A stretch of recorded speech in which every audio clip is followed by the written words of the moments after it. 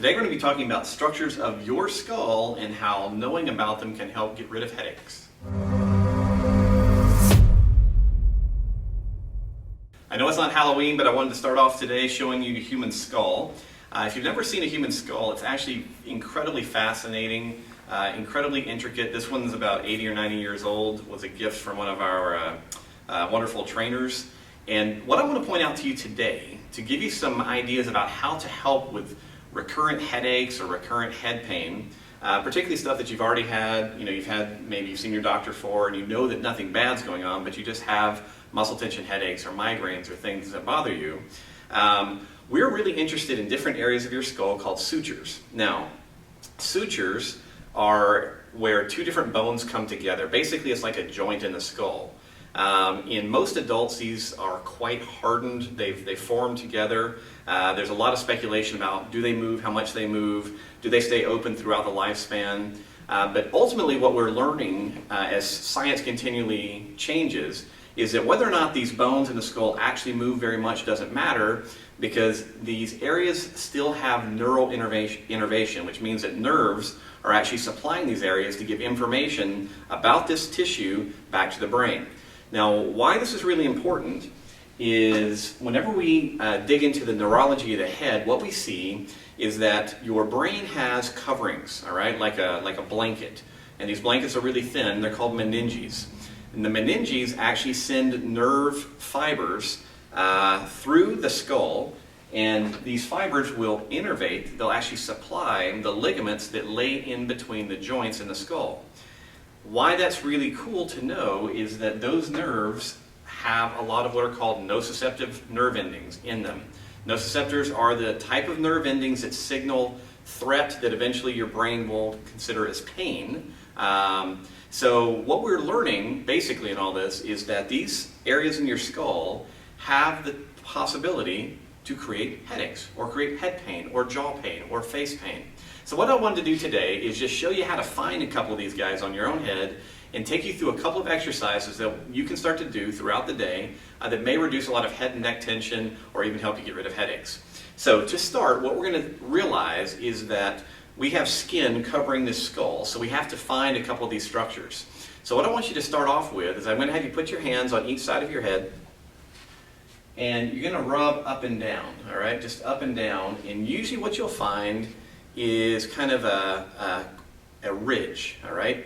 If you're in this area right above your ear, as you move your fingers up and down, you should be able to find a ridge. Now that ridge is one of these sutures. And what I want you to do is keep your fingers on that ridge, and I want you to have it on both sides, and then I want you to pull your fingers forward, and then push them back, and then push them up, and push them down, and you're trying to take the skin with you as you do that. The reason I'm having you do this is I want you to compare side to side. So if I pull forward, and then I push back, and then I push up, and then I pull down, I'm trying to identify if one side versus the other has less skin mobility than the other side. Usually what we find are areas with less skin mobility are areas that are maybe causing pain. So, for instance, in my own head right now, what I find is that this left side, when I pull down, the skin is a little tighter than the skin on the right. Now, obviously, I lost all my hair to make this really easy to do, so if you have a big, thick head of hair, that can be a little bit challenging. But I just want you to take note of that. Now, once I find that, I'm going to do a little light massage on that area. So take about 20 or 30 seconds and just lightly do circular massage around the area that wasn't moving very well. And then we're going to add one more little thing to this, because we're Z-Health and we always do stuff with movement.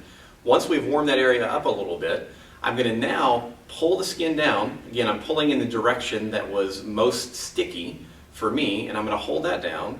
Once I've got that in position, I'm now going to do just some little nodding motions. All right, and as I nod, I'm going to play around with some movements of my head. Usually that include nodding, turning my head, rotating it, and tilting until I can feel a little stretch right under my fingers. And right there, I can feel a little stretch in the skin, and it's starting to move again.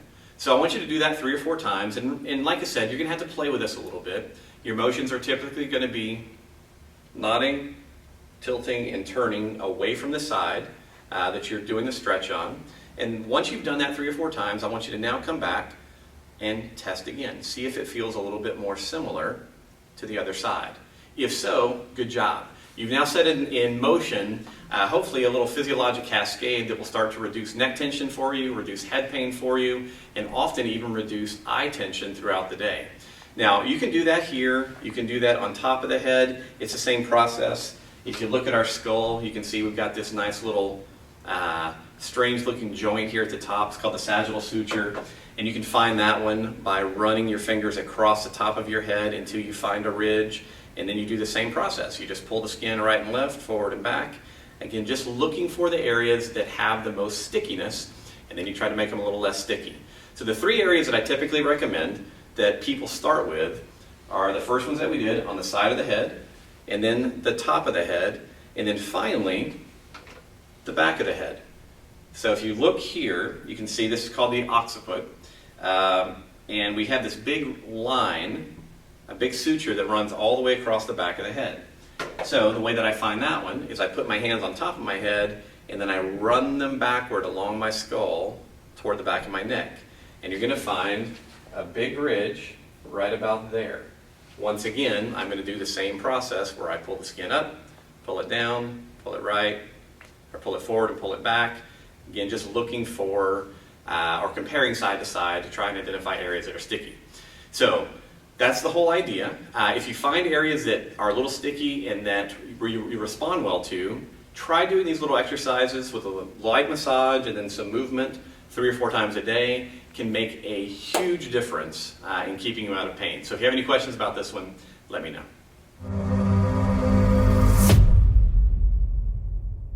If you have any questions with this one, let me know. I completely ran out of words. Wow, just total blank. So, well, big gulps, huh? And I'm out. Okay. Band drop. Where do I...